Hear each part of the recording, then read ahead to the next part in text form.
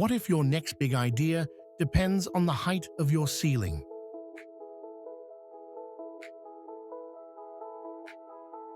High ceilings trigger relational processing, the ability to see the entire forest.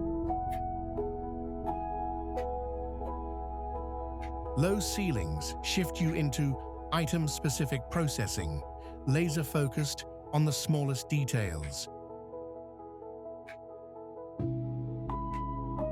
Steve Jobs designed Pixar with a massive atrium to force creative collisions.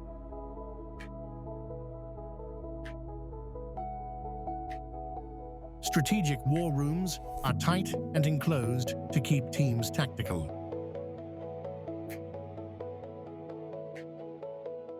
Libraries use grand halls for deep thought and small carols for memorization.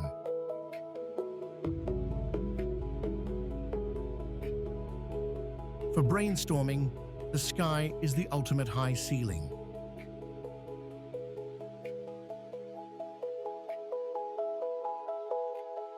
For editing or proofreading, find a nook and lower your visual ceiling. So, the next time you feel stuck, don't just change your playlist, change your ceiling height.